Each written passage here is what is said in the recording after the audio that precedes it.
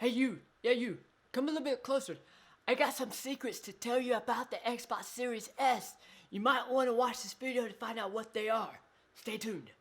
What is up, Xbox fans, and welcome to Xboxes. I am your channel host, Matt, and today's video, guys, we're going to be looking at some few things that I noticed about the Xbox Series S that you may want to know about before you buy it. These are some huge secrets that you may not find anywhere else, so if you did, that's pretty awesome, but I'm going to give you my thoughts on what the secrets of the Xbox Series S that you could be looking forward to. And if this is something that you enjoy and you want to see more videos like this, guys, be sure to look down and hit the big red button and hit the bell notification, because all you Xbox fans want to stay up to date on this channel as it grows, because I'm going to be covering everything on Xbox.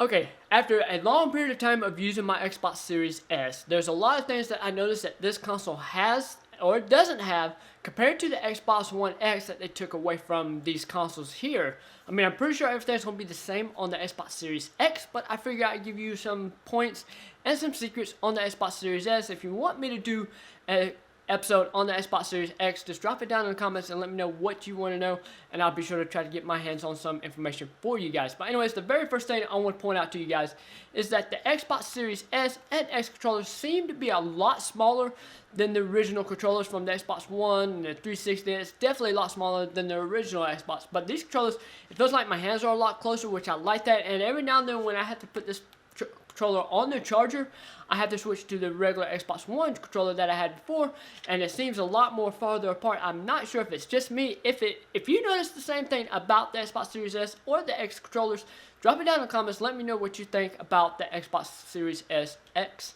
controllers.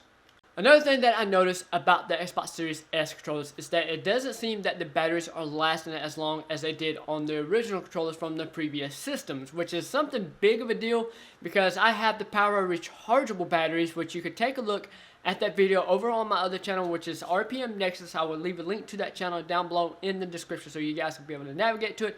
But over time, I will do a review on those batteries myself on this channel to let you guys know about them. But anyways, as I was saying, it doesn't seem like the batteries doesn't last long. And like I said, I got the power rechargeable batteries, and like I could go 2, 3, 4 days on the Xbox One controller, but it seems like with the Xbox Series S controller, I could go maybe like 1, maybe 2. Depends on how much of a gaming nerd I am and I'm getting into the game. Sometimes I could go all day on the console. If not, I could go maybe 2, 3 hours on it, and then it's still, it doesn't last as long as the original controllers. If you notice that as well, drop it in the comments. Let me know what you think of the battery life in the Xbox Series S or the X controllers.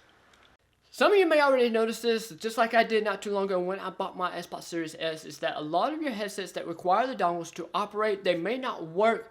And you're probably thinking like, dang, that sucks. I got this brand new headset that I bought with my original Xbox One X, and it no longer works because it doesn't operate with the dongle. So now you have to go out and buy a brand new headset, and luckily for you, I did find myself a brand new headset that I could tell you is the SteelSeries Arctic X, I believe. Those are really good headsets. Those don't require no wires and no dongles to be able to operate. It just automatically connects to the Xbox just like a controller, which is really good. And I will be doing a review on those headsets here soon. But anyways, if you're looking to get you some new headsets, I would recommend doing it. But the dongles aspect, just kind of keep an eye out. Just kind of look up all the dongles or the headsets that won't work on the Xbox Series S. I may be able to find some information and give it to you guys as well, but I'm not sure. But if you're going to get an Xbox Series S, I will look into to see if your original headset that you bought before will work on your Xbox Series S or the X. Another thing that I noticed about the Xbox Series S, my original wireless headsets, which it was the Astros A20s, I believe, those particular headsets require audio ports in order to operate. And unfortunately, you may notice it, that the Xbox Series S or the X doesn't have audio ports. So you will not be able to use other headsets that require audio ports, which it kind of sucks that they took that out, because there's a very limited of headsets out there that requires those particular ports. It sucks because I was like, dang, now I had to get a brand new wireless, which luckily, like I said a few minutes ago, I got the Arctis from SteelSeries, which are really good. But I mean, I wasn't looking forward to having to buy another headset. Before that, I bought like a cheap $12 pair from GameStop, which was like a wired headset, which those are really good too. If you're looking to get something like that, I would recommend looking into GameStop's cheap $12 headset, because that, you can't go wrong with it. But other than that, it kind of sucks that they got rid of the audio ports. The next thing I want to point out to you guys, you may already know this, but if you don't, this is the point where you're about to find out, is that none of the Xbox current or previous systems are Bluetooth capability. You cannot connect like a JBL headset to the console, or you cannot connect a Bluetooth speaker to the console because it's on a native Bluetooth to the console itself. So it's like the controllers, and if there's certified Xbox headsets out there like the SteelSeries I got, those are the only things that can connect to the console itself. And even then, with the SteelSeries, I know there's a little bit of issue with the Bluetooth because you can hear it kind of crackling and stuff like that, and that's because of the limited space of Bluetooth it's got in it. I mean, really, in theory, a lot of your consoles out there are not native Bluetooth. They're just Bluetooth particularly for certain things. And you can argue that PlayStation has all that, which yes, but it may already have the capability of being able to connect to certain items already in the system.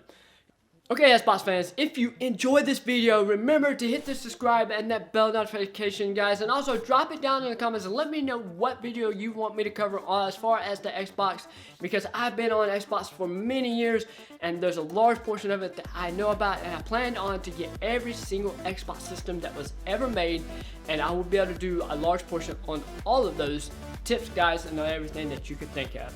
Thank you for coming to Xboxes. I am Matt, and I will see you in the next video. Peace.